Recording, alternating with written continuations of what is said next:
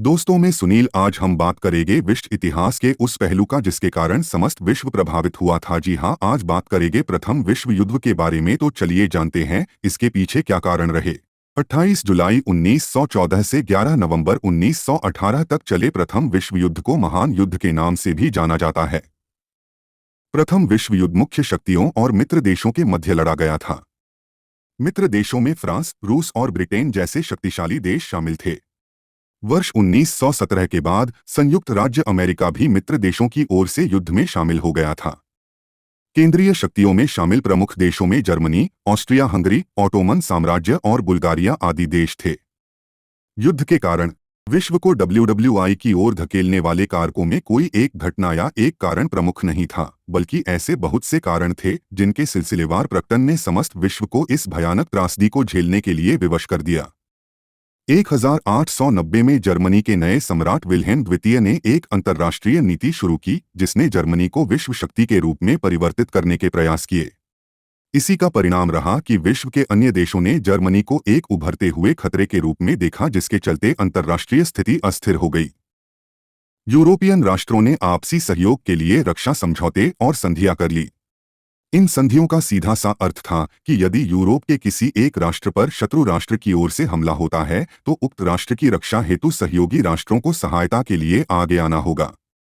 त्रिपक्षीय संधि, triple alliance, वर्ष 1882 की यह संधि जर्मनी को ऑस्ट्रिया हंगरी और इटली से जोड़ती है। त्रिपक्षीय सौहार्द, ट्रिपल एंटोंट, यह ब्रिटेन, फ्रांस और रूस से संबद्ध था, जो वर्ष 1907 तक समाप्त हो गया। इस प्रकार यूरोप में दो प्रतिद्वंद्वी समूह बन गए। प्रथम विश्व युद्ध से पहले अफ्रीका और एशिया के कुछ हिस्से कच्चे माल की उपलब्धता के कारण यूरोपीय देशों के बीच विवाद का विषय बने हुए थे।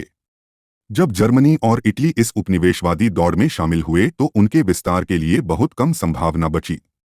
इसका परिणाम यह हुआ कि इन देशों ने उपनिवेशवादी विस्तार की एक नई नीति अपनाई। यह नीति थी दूसरे राष्ट्रों के उपनिवेशों पर बलपूर्वक अधिकार कर अपनी स्थिति को सुदृढ़ किया जाए। बढ़ती प्रतिस्पर्धा और अधिक साम्राज्यों की इच्छा के कारण यूरोपीय देशों के मध्य टकराव में वृद्धि हुई, जिसने समस्त विश्व को प्रथम विश्व युद्ध में धकेलने में मदद की। इसी प्रकार मोरक्को तथा बोस्निया संकट ने भी इंग्लैंड एवं जर्मनी के बीच प्रतिस्पर्धा को और बढ़ावा दिया।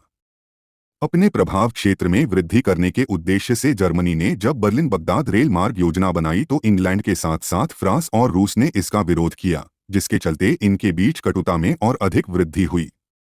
20वीं सदी में प्रवेश करते ही विश्व में हथियारों की दौड़ शुरू हो गई थी। वर्ष 1914 तक जर्मनी में सैन्य निर्माण में सबसे अधिक वृद्धि हुई। ग्रेट ब्रिटेन और जर्मनी दोनों ने इस समयावधि में अपनी नौसेनाओं में काफी वृद्धि की। सैन्यवाद की दिशा में हुई इस वृद्धि ने युद्ध में शामिल देशों को और आगे बढ़ने में मदद की।